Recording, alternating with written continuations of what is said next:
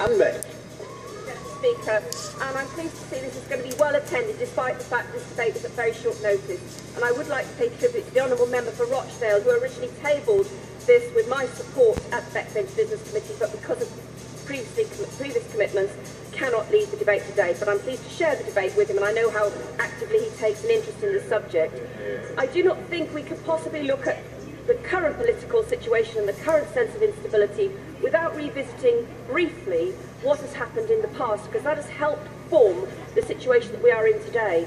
I was in Dakar in 2006 when the previous government, led by Khaled Wazir and the BNP and various coalition parties, was proceeding with an election that was not being participated in by the Awami League, that was being deemed as unfair and undemocratic, and the non-participation and the civil unrest that pursued meant that there was a takeover by the army at the time, and Dakar was in curfew, and all the chaos that ensued because it was related to that.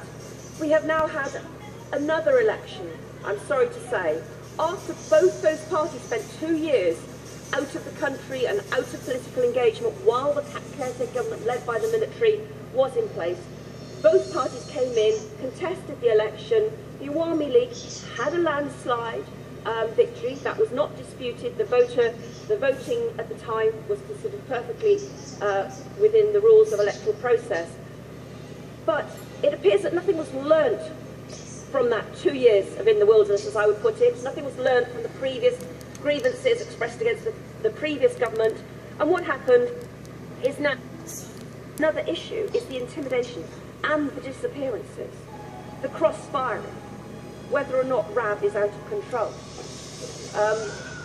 I went to Sheikh Hasina to pay respect to the Prime Minister, and she gave firm assurances that these things would be investigated. Whoever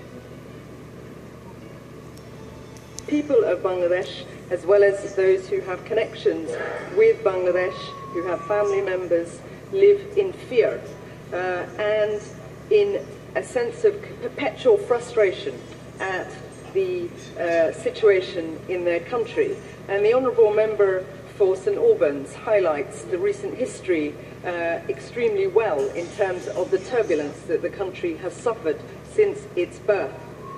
We all know, and this House was critical in the support for the independence of Bangladesh, and many senior members across the House played a critical role in that fight for independence, the fight for liberal values, secular principles.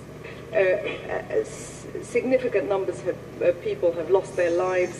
Many have been injured over the recent months. And of course, the backdrop of the War Crimes Tribunal has also meant a great deal of tension and unrest alongside the unrest in the run-up to the elections. And this turmoil is, of course, one that should be of grave concern to the international community, and we need to redouble our efforts to ensure that there is dialogue and there is an end to the violence. Civil society and political parties that the elections could be conducted in a free and fair way. Yes, I would agree. On the issue of caretaker government, a country which I know well is Pakistan, which shares a lot of history with Bangladesh, and also a lot of the sad stories in relation to military takeovers and having political parties which have bitter differences. They agreed on a caretaker government last year and saw a transition from one civilian government to the other in its history. Does he agree with me that if the caretaker system is worked well with the support of the Electoral Commission, it can work well elsewhere, including back in Bangladesh? The woman makes a very... The Electoral Commission. Bangladesh in their hands, really. It is for those two women to come together and to try and overcome some of this history of hostility and distrust. And he said that dialogue is the only solution, and all this progress and all this potential is at risk if that doesn't happen. So I'd just like to close by asking the Minister a couple of questions about what practical steps the UK is taking to put pressure on both sides to get that dialogue going and to engage in negotiation and meaningful negotiation. In particular, are we collaborating with the government of India in trying to exercise that kind of pressure? Are we using the offices of the European External Action Service to exercise that kind of pressure, given their success in negotiations like those between Serbia and Kosovo? Over the past few weeks, resulting in a large number of deaths.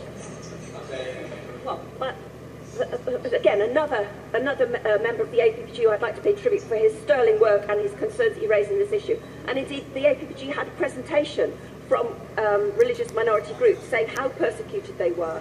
And it is, unfortunately, a failing of any democracy when people cannot express their freedom of religion and belief.